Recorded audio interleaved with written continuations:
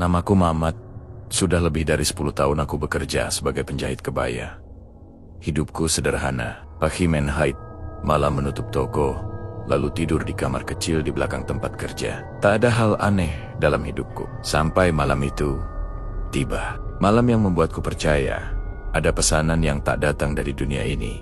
Waktu itu sudah hampir tengah malam. Aku baru saja menyelesaikan jahitan terakhir untuk pelanggan tetapku, ketika ponselku bergetar pelan di meja kerja. Aku sempat ragu membuka pesan itu, karena jam di dinding sudah menunjukkan pukul 12 tepat. Siapa yang masih ingin memesan kebaya di jam segini? Kukira hanya notifikasi biasa, tapi ternyata sebuah pesan masuk dari nomor tak dikenal. Pesannya pendek, hanya beberapa kata. Mas Mamat, bisa jahitkan kebaya pengantin warna putih gading untuk dipakai besok malam. Aku membaca ulang pesan itu beberapa kali. Gaya bahasanya sopan, tapi terasa aneh. Siapa yang memesan kebaya mendadak?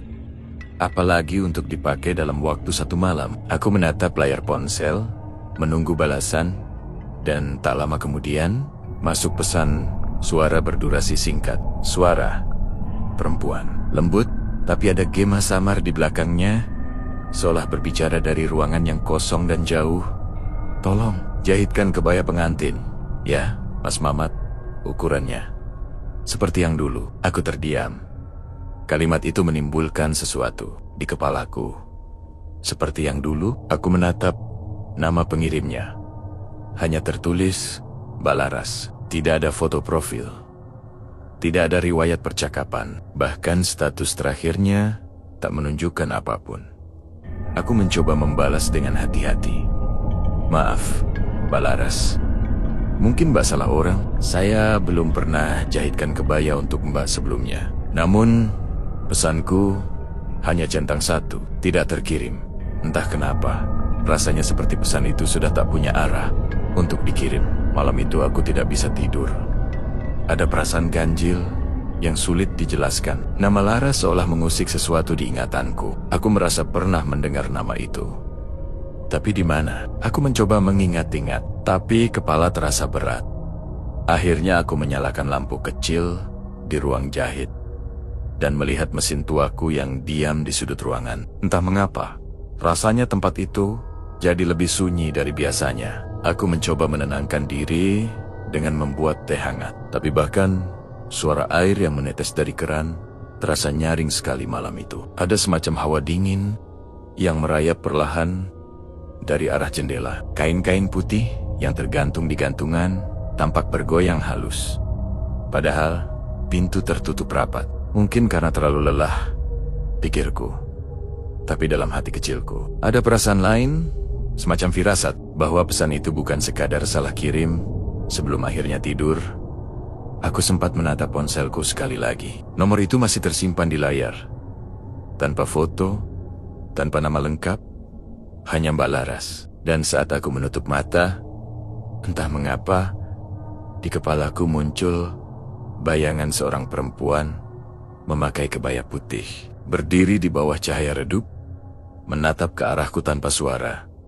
Pagi harinya, aku terbangun lebih cepat dari biasanya.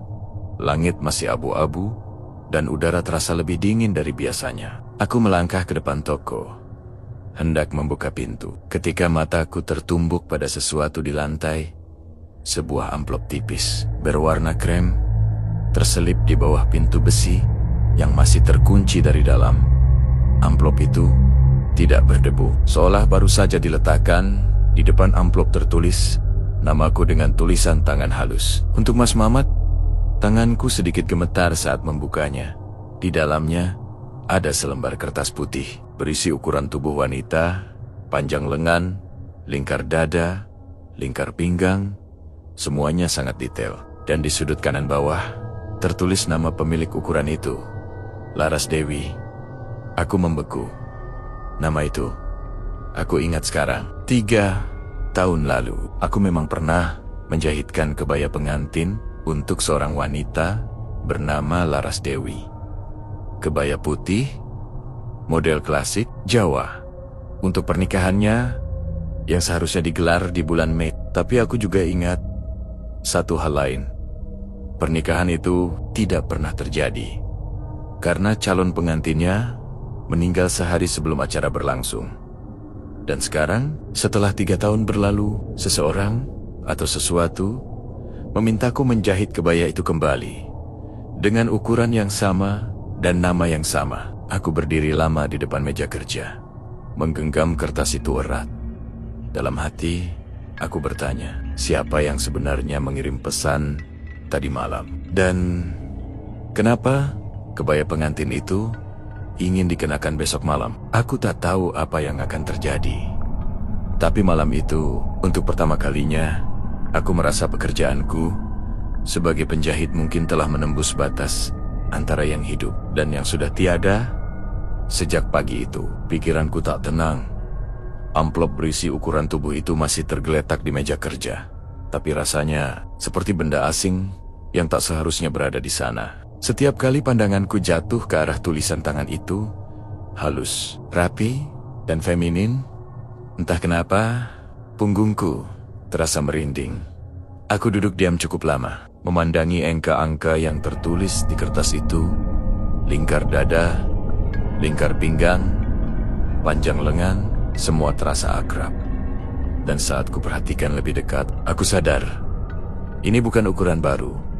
Ini salinan dari pola lama yang pernah kusimpan. Bertahun-tahun lalu, aku bangkit, melangkah ke rak paling bawah di ruang penyimpanan. Di sana, tersimpan map-map berisi catatan ukuran pelanggan lamaku. Tanganku mencari dengan hati-hati, sampai menemukan satu map berdebu, bertuliskan lebar D. Ku jatuhkan napas pelan saat melihat kertas di dalamnya. Pola lama milik Laras Dewi. Semuanya sama persis. Bahkan garis lipatan pada ujung kertas pun serupa dengan yang di amplop. Seolah kertas itu bukan salinan, melainkan lembar yang sama. Entah bagaimana bisa kembali ke mejaku. Aku termenung. 3 tahun lalu, Laras Dewi datang bersama ibunya. Aku masih ingat senyum lembutnya. Suaranya yang tenang saat memilih kain kebaya putih dengan renda halus. Ia ingin tampil sederhana, tapi anggun, katanya. Namun 2 hari sebelum hari pernikahan, aku menerima kabar bahwa Laras meninggal dunia dalam perjalanan menuju salon rias. Sejak itu, kebaya yang belum selesai kujahit kubungkus rapi. Lalu kuberikan pada ibunya untuk disimpan. Aku kira cerita itu sudah berakhir di sana. Tapi sekarang, setelah 3 tahun, seseorang mengirimkan kembali ukurannya, lengkap dengan permintaan untuk membuat kebaya yang sama. Dan amplop itu muncul di depan tokoku, tanpa seorang pun melihat siapa yang meletakkannya. Aku mencoba menenangkan diri dengan logika. Mungkin ada keluarga Laras yang ingin mengenang almarhumah. Mungkin ini pesanan simbolis, hanya untuk doa, atau acara keluarga. Ya, mungkin, tapi pikiran itu tak menenangkan. Karena saat kulihat kembali, pesan di ponselku, statusnya masih sama, centang 1, tak terkirim, nomornya pun kini tak bisa dihubungi. Setiap kali ku coba memanggil, terdengar suara otomatis yang aneh, seperti desiran angin di tengah senyap. Aku menatap sekeliling ruang jahit. Kain putih yang tergantung di gantungan tampak bergoyang pelan. Padahal jendela tertutup rapat. Dari mesin jahit tua di sudut ruangan terdengar suara kecil. Bukan bunyi mesin, tapi seperti gesekan halus, seolah ada yang menyentuh logamnya perlahan. Aku berusaha menepis pikiran buruk. Kupindahkan mesin jahit ke posisi semula. Lalu, ku buka lembar pola lama milik Laras. Di pojok bawah, ada tanda tangan kecil. Laras Dewi, Mei 2022. Tinta biru itu sudah mulai pudar. Tapi aku masih bisa membacanya jelas. Aku membandingkan tanda tangan itu dengan tulisan di amplop yang kuterima pagi ini. Dan jantungku berdegup lebih cepat. Tulisan tangan itu sama persis. Gaya hurufnya, goresannya, bahkan lengkungan huruf L-nya identik. Aku menatap kedua kertas itu bergantian, mencoba menyangkal apa yang mataku lihat, tapi tak bisa. Tak ada orang lain yang tahu bentuk tulisan Laras, kecuali aku dan keluarganya. Dan aku belum pernah bertemu siapapun dari keluarganya sejak hari pemakaman itu. Pelan-pelan, aku duduk kembali di kursi kerja. Kurasakan ruangan menjadi lebih dingin dari biasanya, seperti udara yang disedot keluar perlahan. Di luar, langit masih cerah, tapi cahaya matahari seolah tak bisa menembus kaca jendela tokoku. Aku menatap mesin jahit, lalu melihat ke arah kain putih yang tergulung di meja. Entah mengapa, aku merasa kalau aku tidak menjahit kebaya ini, sesuatu yang lain akan datang menagih. Sesuatu yang mungkin sudah menunggu sejak 3 tahun lalu. Aku menghela napas panjang. Kupandangi lagi tulisan di kertas itu, lalu berkata pelan pada diriku sendiri. Baiklah, Mbak Laras. Kalau memang ini permintaan terakhirmu, aku akan selesaikan kebayanya. Dan begitu kalimat itu keluar dari mulutku, aku yakin udara di sekitarku terasa sedikit berubah. Seperti ada yang mendengarkan dan tersenyum. Hari itu, sejak aku memutuskan untuk menjahit kebaya itu, suasana di ruang kerjaku terasa berbeda. Entah kenapa, setiap kali aku duduk di depan mesin jahit, udara di sekitarku terasa lebih berat. Sunyi. Bukan sunyi yang biasa, tapi semacam keheningan yang membuat napas sendiri terdengar terlalu jelas. Aku mulai dengan langkah kecil, mengambil kain putih yang paling halus, sama seperti yang dulu dipilih Laras. Kain itu dingin di tangan, meski baru saja ku gelar di bawah cahaya lampu. Aku memotong perlahan, mengikuti pola lama. Setiap garis terasa familiar, tapi juga menimbulkan rasa takut yang tak bisa kujelaskan. Benang pertama yang kupasang langsung kusut. Aku mencoba lagi. Kali ini benangnya putus di tengah jalan. 3 kali aku mencoba. 3 kali juga benang itu tak mau menurut. Padahal mesin jahit itu sudah menemaniku bertahan-tahan tanpa masalah. Aku tersenyum kecut. Mungkin tanganku gemetar, pikirku. Tapi saat ku coba memegang kembali kain itu, jemariku terasa kesemutan, bukan sakit. Hanya seperti disentuh udara dingin dari arah yang tak terlihat. Kupaksakan menjahit. Jarum mulai bergerak. Dan untuk sesaat, semuanya terasa normal. Namun ketika aku berhenti untuk meneguk teh, aku memperhatikan sesuatu yang membuatku tercekat. Kain yang baru saja kusulam tadi, kini tampak lebih panjang. Jahitan yang belum sempat kuselesaikan kini terlihat sudah rapi. Seperti ada tangan lain yang meneruskan pekerjaanku. Saat aku berpaling, aku menatap mesin jahit yang diam, lalu menatap kain itu lagi. Tidak, itu tidak mungkin. Mungkin aku salah lihat. Mungkin aku hanya terlalu lelah. Aku mencoba menepis rasa aneh itu dan melanjutkan pekerjaan. Tapi setiap kali aku bangkit sejenak, setiap kali aku berpaling, selalu ada bagian baru dari kebaya itu yang tampak selesai dengan sendirinya. Renda yang tadinya masih kusut, kini sudah terpasang. Kancing mutiara yang belum kumasukkan, kini sudah tertata rapi. Aku mulai merasa ada sesuatu yang ikut di dalam ruang ini. Sesekali, aku mencium wangi melati yang samar. Wangi yang dulu sering menyertai kehadiran Lara saat ia datang ke toko. Lembut, manis, dan sulit dilupakan. Sore menjelang malam, aku mematikan lampu utama dan duduk memandangi hasil jahitanku hari itu. Separuh kebaya sudah selesai. Padahal aku merasa baru menjahit setengah jam. Waktu berjalan aneh, seperti melambat, lalu tiba-tiba melompat begitu saja. Aku bersandar, mencoba merilekskan tubuh, tapi di pantulan cermin di dinding, aku melihat sesuatu. Bayangan perempuan berdiri di belakangku, tubuhnya ramping, mengenakan kain putih yang belum sepenuhnya terbentuk. Rambut panjangnya terurai lembut, menutupi sebagian wajah. Aku tak berani menoleh, aku hanya bisa menatap pantulan itu.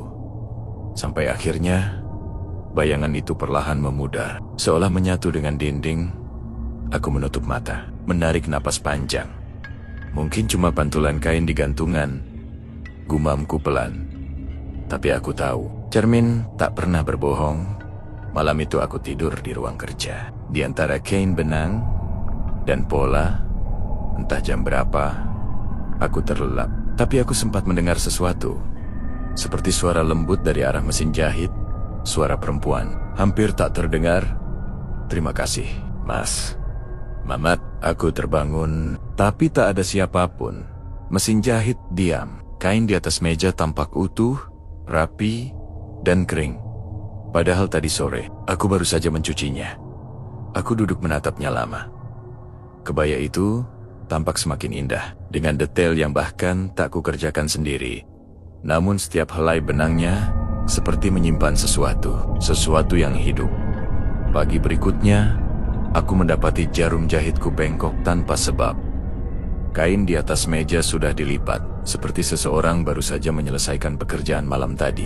Aku mencoba menenangkan diri.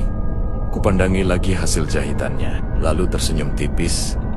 Kalau kau memang ingin kebaya ini jadi sempurna, Mbak Laras, bisikku pelan, maka biarlah tanganmu ikut menjahitnya. Dan entah kenapa, setelah kalimat itu keluar dari bibirku, aku merasa hawa di ruangan ini menjadi lebih ringan.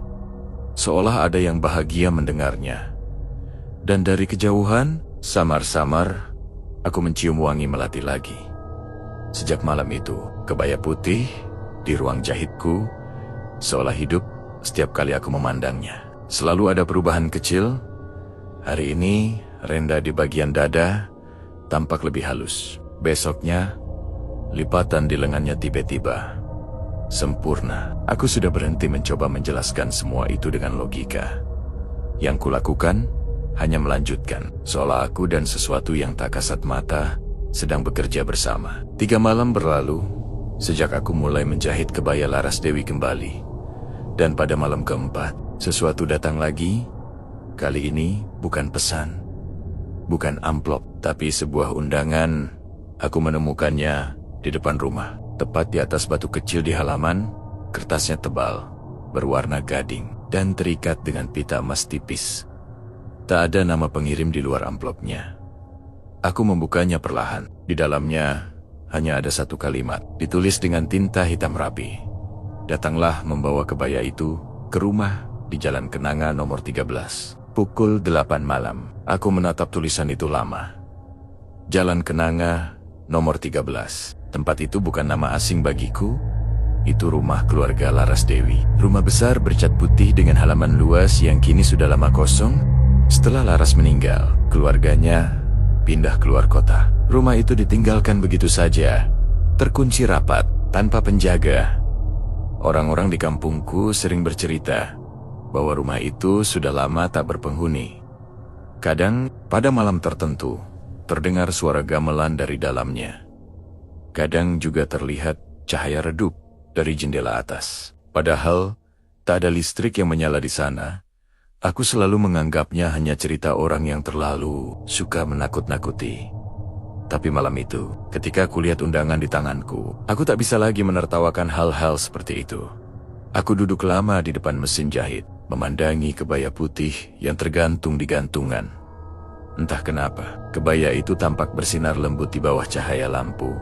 Aku menyentuhnya perlahan. Kainnya dingin, tapi lembut, seperti baru saja selesai dijahit oleh tangan yang sangat hati-hati. "Mbak Laras," bisikku pelan. "Apa ini? Undangan darimu?" Aku tak mengharapkan jawaban, tapi udara di ruangan itu tiba-tiba terasa berubah. Angin tipis berhembus lewat celah jendela, dan lipatan kain di kebaya itu bergerak sedikit, seolah mengangguk. Malam semakin larut. Aku tak bisa tidur.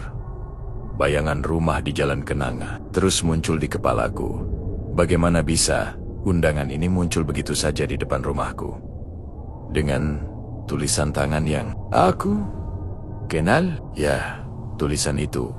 Tulisan yang sama dengan yang ada di amplop ukuran tubuh tempo hari. Tulisan Tanggan, Laras Dewi. Aku menatap jam di dinding.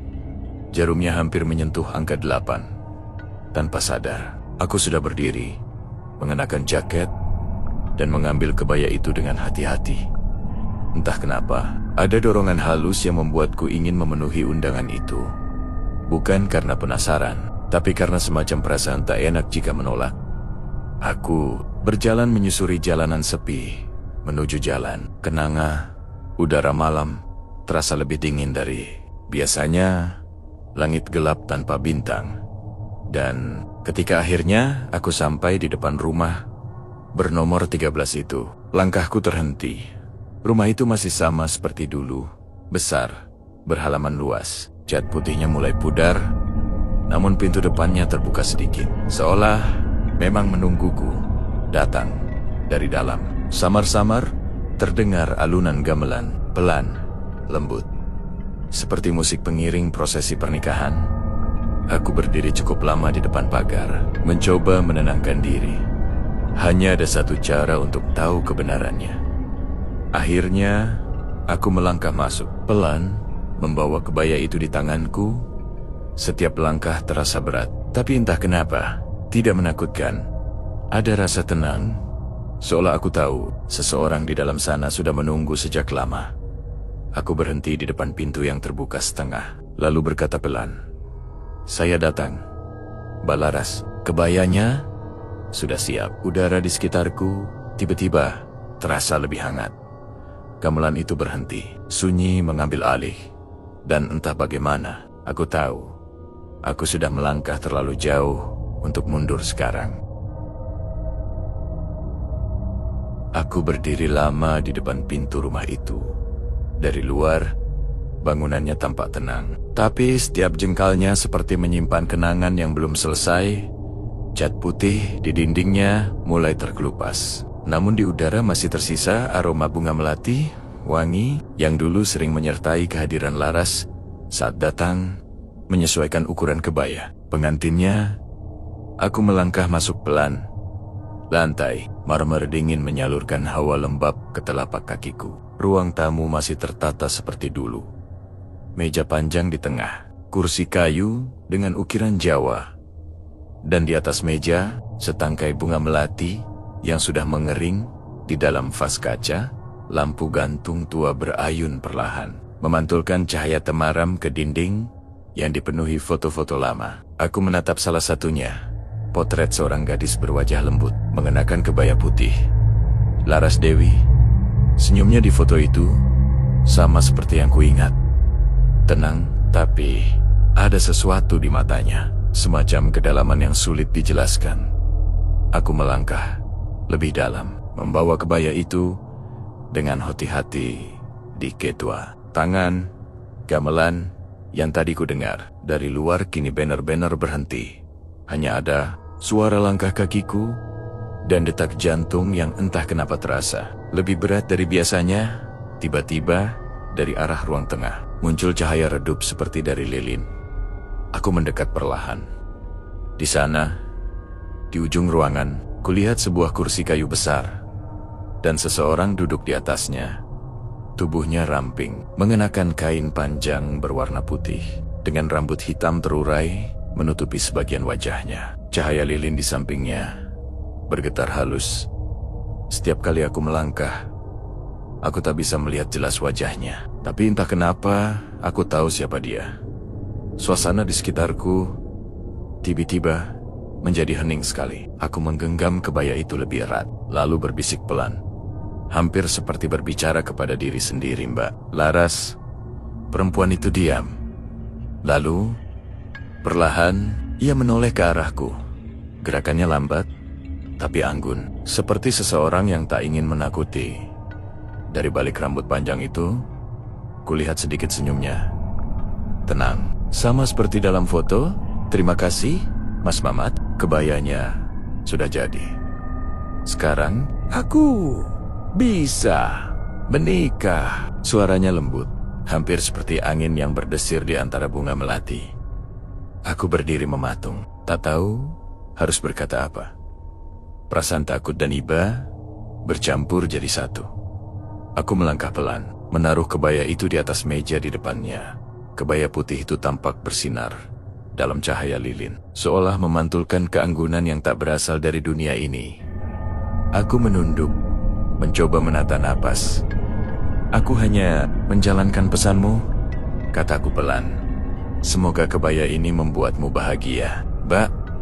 Ia menatap kebaya itu lama, lalu mengulurkan tangan, tapi jarinya berhenti tepat di atas kain, tidak benar-benar menyentuhnya.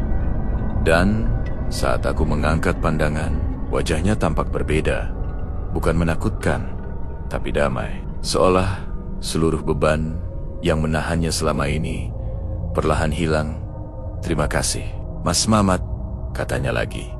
"Kau menepati janji yang bahkan aku sendiri sudah lupa pernah kuminta." Angin lembut berembus dari arah jendela, membuat tirai putih bergerak pelan. Api lilin bergoyang. Dan saat aku memejamkan mata sejenak, suara gamelan kembali terdengar. Kali ini lebih lembut, seperti iringan doa yang menenangkan. Ketika ku buka mata, kursi di depanku kosong. Hanya ada kebaya putih di atas meja, dan setangkai melati segar yang sebelumnya tak ada di sana. Aku terdiam cukup lama. Tidak ada rasa takut, tidak juga lega. Yang tersisa hanya keheningan yang dalam, dan perasaan bahwa sesuatu akhirnya telah selesai. Aku menunduk, membisikkan kalimat yang entah untuk siapa. "Selamat, semoga kau tenang, Mbak Laras." Kemudian, aku berbalik, melangkah, meninggalkan rumah itu. Begitu kututup pintunya, angin berhenti.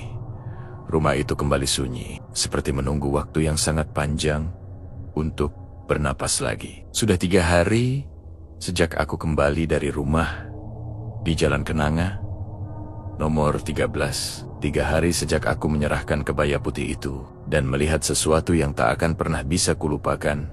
Sejak malam itu, aku tak lagi mendengar gamelan, tak lagi mendapat pesan misterius, tak lagi merasakan angin dingin di ruang jahitku. Namun ada satu hal yang aneh. Setiap kali aku menyalakan mesin jahit, benangnya selalu berhenti di satu titik. Seolah jarum itu menolak bergerak lebih jauh dari jahitan terakhir yang pernah kubuat. Ruang jahitku kini terasa lebih sunyi dari biasanya. Kain-kain tergantung rapi, setrika tergeletak di meja, dan di sudut ruangan, manekin tua tempat kebaya Laras dulu terpasang masih berdiri diam, kosong, tapi seakan menyimpan bayangan lembut seseorang yang pernah memakainya. Kadang, aku masih menatap ke arah itu lama sekali.